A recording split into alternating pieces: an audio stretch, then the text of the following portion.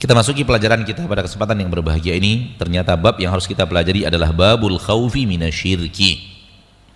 Bab al-khauf minasyirki. Judulnya adalah bab takut daripada syirik. Takut daripada syirik. Ini bab yang akan kita pelajari pada pagi hari yang berbahagia ini biiznillahi azza wajal. Dan maksud daripada bab adalah menjauhkan manusia daripada syirik. Maksudnya adalah menjauhkan manusia daripada syirik, menjauhkan diri daripada syirik dengan takut kepadanya. Menjauhkan diri daripada syirik dengan takut kepadanya.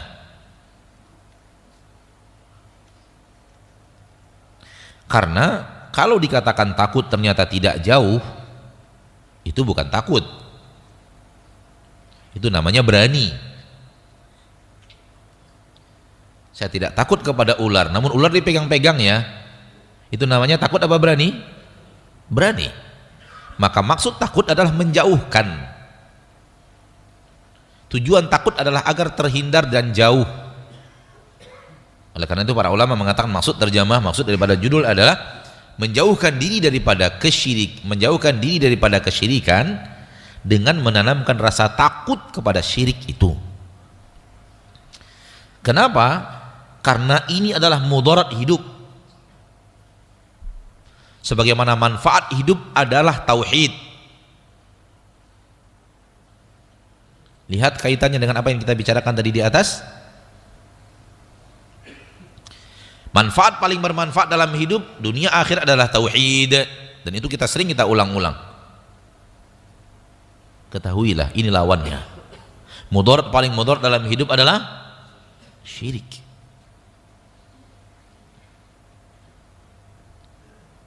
Maka wajar kalau para nabi dan para rasul dakwah mereka adalah tauhid, kerjakan, syirik jauhi.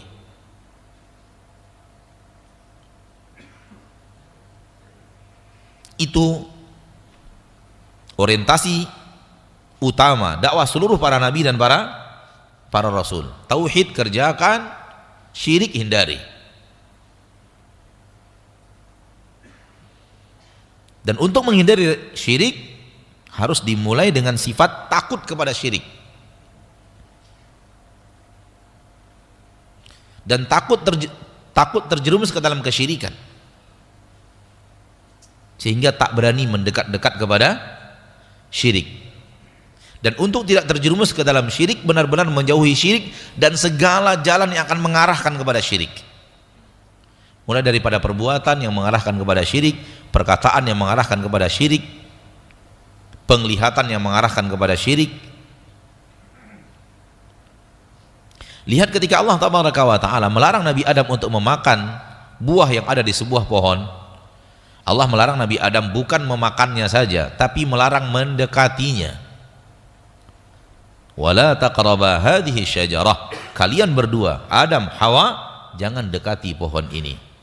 Dan kalimat jangan dekati pohon ini lebih kuat, lebih tegas daripada jangan makan buahnya.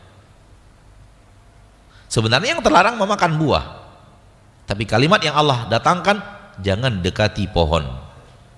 Karena mendekati pohon adalah sebuah perbuatan yang mungkin akan mengantarkan kita kepada menikmati buahnya.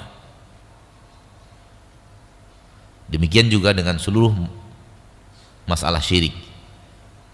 Supaya tidak terjerumus ke dalam syirik, jangan mendekati jalan yang akan mengarahkan kepadanya.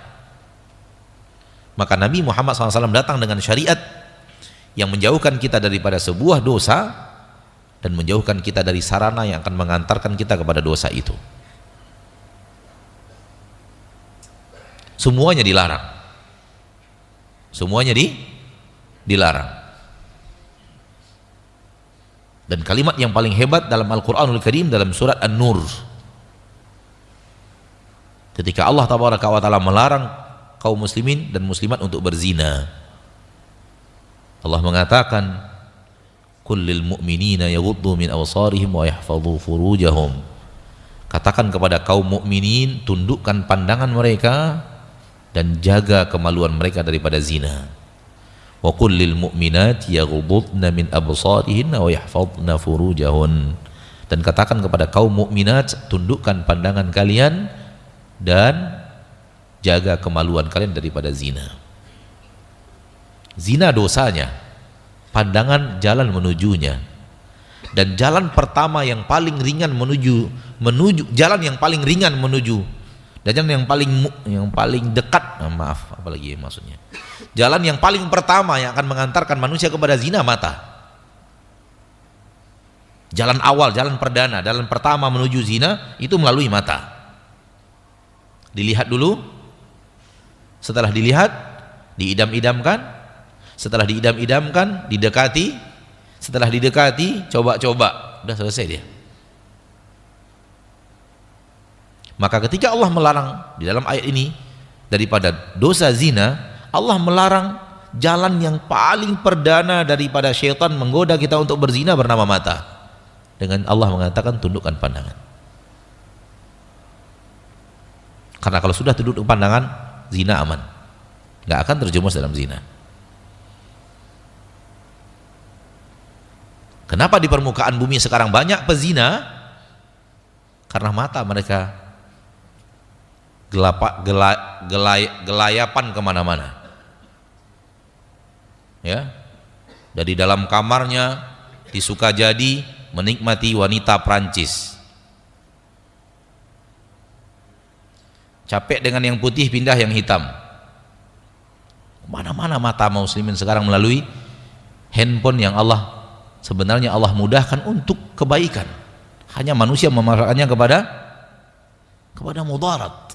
Na'udzubillah, na'udzubillah min dzalik. Semoga Allah jaga kita dan jaga anak-anak kita dan orang yang kita cintai. Akhirnya zina di mana-mana. Allah sudah mengatakan yaghuddu min absarihim, wahai laki-laki tundukkan pandangan. Kalau pandangan sudah bisa ditundukkan, maka jalan-jalan lain itu akan terhindar. Ya. Karena yang paling kecil kalau sudah dikerjakan, itu yang paling besar harusnya lebih. Yang paling halus kalau sudah dikerjakan, maka yang paling kasar sudah mampu gitu. Karena yang halus susah, yang kasar gampang. Namun kalau sudah menjaga diri yang kecil gini, maka yang besar dia sudah jaga dirinya. Dari jalan kecil dia sudah jaga, maka jalan besar pasti sudah dia jaga gitu. Paham yang saya maksud? Iya. Tapi kalau orang mengatakan dirinya ghadul basar, tapi dia jalan yang besar menuju zina tidak dia tinggalkan, maka sulit. Dan itu bukan serius. Kamu di mana? Saya di tempat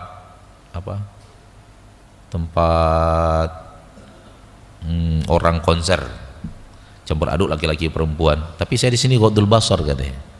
Bisa nggak? Nggak bisa. Karena tempatnya sudah tidak memungkinkan dia untuk ghadul basar. Begitu seterusnya. Masyaallah muslimin, masyaallah muslimat.